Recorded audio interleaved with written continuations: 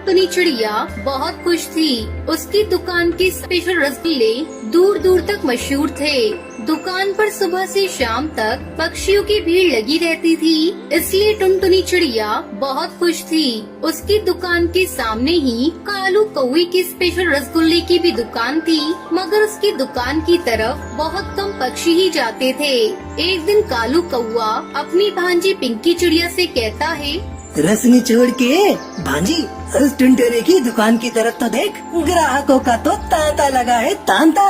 मामा, टुनटुनी चिड़िया थोक की दुकान से रसगुल्ले खरीद कर ना बेचती। उसने तो दूध के लिए घर में गाय भैंस पाल रखी है।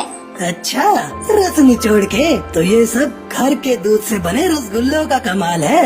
एक दिन कालू कौवा टुनटुनी चिड़िया की गौशाला के सामने से गुजर रहा होता है और वो सोचने लगता है, रस निचोड़ के इसने तो बड़ी हष्ट पुष्ट गाय भैंस पाल रखी है, इसका कुछ न कुछ करना होगा। एक रात कालू कौवा टुनटुनी चिड़िया के घर आता है। टुनटुनी और उसका परिवार अपने घर में निश्चिंत होकर सोए हुए होते हैं। तभी कालू कौवा कुछ पक्षी के साथ चोरी छुपे उसकी गौशाला में घुस आता है। रस निचोड़ के कान खोल कर सुन बटुल्लू, इन सब गाय भैंसों को चोरी करके जंगल में छुड़वा दो और गौशाला को आग लगाकर चुपके से यहाँ से निकल जाना, समझा? अरे जंगल में क्यों छोड़ा है कालू जी, इन्हें तो हम नदी पार वाले गांव में बेच आएंगे। रस निचोड़ के जो मर्जी आए सो करो, पर एक बात का ख्याल रखना कि किसी को कानो कान खबर ना हो। कालू कौवे के ये कहने पर टुन्नू चिड़ा सब गाय भैंसों को चुरा कर उसकी गौशाला में आग लगवा देता है और फिर वहाँ से सुरक्षित भाग निकलता है। फिर जब तक टुनटुनी चिड़िया को इस घटना का पता चलता है, सब कुछ जलकर राख हो चुका होता है।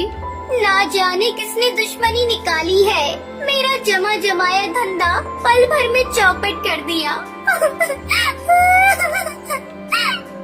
अरे भगवान का शुक्र मना बेटी कि गौशाला में हम नहीं सो रहे थे। सोच, अगर हम सो रहे होते तो क्या होता। माँ की बात सुनकर टुनटुनी चिड़िया थोड़ी हिम्मत दिखाते हुए कहती है, शायद तुम ठीक कहती हो माँ, हमें हिम्मत नहीं हारनी चाहिए। हाँ बेटी, भगवान ने चाहा तो तेरा पहले से भी अच्छा काम चलेगा, देखना। उस दिन के बाद कुछ दिनों तक टुनटुनी चिड़िया अपनी दुकान को बंद करके रखती है और इसके चलते कालू की दुकान चल पड़ती है। उसकी दुकान पर रसगुल्ले के ग्राहक मधुमक्खियों की तरह मंडराने लगते हैं। रस निचोड़ के भांजी, मेरी तरकीब तो काम कर गई। देखो तो ग्राहक कैसे आसमान के ओलों की तरह बरसने लगे हैं। भगवान ने चाहा तो ये ओले ऐसे ही बरसते रहेंगे मामा। एक दिन गांव का जमींदार कड़कनाथ सेठ अपने आदमियों के साथ आता है और टुनटुनी चिड़िया के घर का दरवाजा खटखटाता है।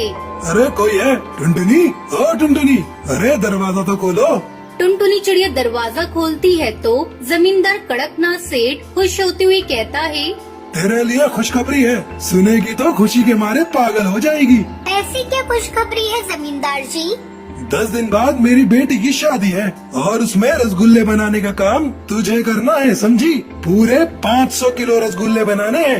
ये सुनकर टुनटुनी चिड़िया सच में बहुत खुश होती है और उसका चेहरा कमल सा खिल उठता है और वो जमींदार से कहती है, जमींदार जी, मैं रसगुल्ले जरूर बनाऊंगी।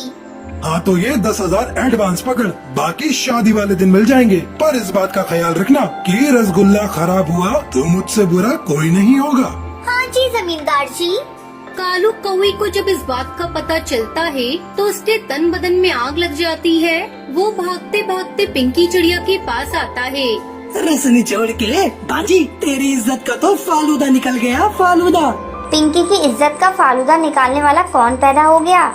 रस निचोड़ के भांजी, होगा कौन? वही जमींदार जिसकी तू खास बनी फिरती है। ऐसा क्या किया उसने? रस निचोड़ के भांजी, तेरे होते हुए भी बेटी की शादी में रसगुल्ले बनाने का काम तुझे न देकर उस कुलक्षणी टुनटुनी को दे दिया है। ये सुनकर पिंकी चिड़िया के दिल से नफरत की चिंगारियां फूटने लगती हैं और उसका चेहरा जलती भट्टी से लाल हो जाता है। वो अपने मामा से कहती है, उदास ना हो मामा, अब तो पिंकी जो कमाल दिखावेगी बस वो काम करूंगी। वो नाच पीटी टुनटुनी चिड़िया अब ई गांव में रहने लायक ही नहीं रहेगी। रस निचोड़ के सच में ऐसा होगा? बस देखते जाओ मामा। शादी से पहले टुनटुनी चिड़िया शुद्ध और ताज़ा दूध खरीदकर दिन रात लगकर जमींदार के लिए सफेद रसगुल्ले तैयार करने में जुट जाती है। उसकी माँ बबली कबूतरी और बेटी टूनी चिड़िया भी रसगुल्ले बनाने में जुट जाती है। सब मेहनत करके रसगुल्ले बनाते हैं। टुनटुनी चिड़िया और दिनों की तरह देवी माँ का रसगुल्ले का भोग लगाती है तो हैरान रह जाती है। हे देवी माँ, मेरा भोग स्वीकार करो और मुझ पर अपनी कृपा दर्शाओ माँ। माँ, रसगुल्ला तो नीचे गिर गया। बेटी दुखी मत हो, ये रसगुल्ला टूनी को दे दे, टूनी कुंवारी है, खा लेगी। बबली कबूतरी के कहने पर टुनटुनी चिड़िया वो रसगुल्ला टूनी को दे देती है और फिर जैसे ही टूनी रसगुल्ला खाती है तो तुरंत मुंह से बाहर थूक देती है। ये रसगुल्ला तो बहुत कड़वा है माँ। क्या कह रही हो टूनी, रसगुल्ला कड़वा है? हाँ माँ। ये सुनकर टुनटुनी चिड़िया बबली कबूतरी रसगुल्ले चक्कर देखने लगती है। वो जो भी रसगुल्ले खाती है वही कड़वा निकलता है। ये देखकर टुनटुनी डर से कांपने लगती है। अब क्या होगा माँ? जमींदार को कल रसगुल्ले पहुँचाने हैं और सब रसगुल्ले तो जहरीली हो गए हैं। जमींदार तो हमारे तन से खाल खिंचवा लेगा। तू हिम्मत रख बेटी, अब तो देवी माँ ही हमें बचा पाएंगी। वहीं दूसरी तरफ पिंकी चिड़िया अपनी मामा से कहती है, मैंने अपना काम कर दिया है मामा। अब देखना टुनटुनी के जहरीले रसगुल्ले खाकर सब उल्टियाँ करते फिरेंगे और जमींदार उसकी कैसे खाल खिंचवाएगा। टुनटुनी और बबली गहरी चिंता में पड़ जाते हैं और उसी समय टूनी के मन में विचार आता है।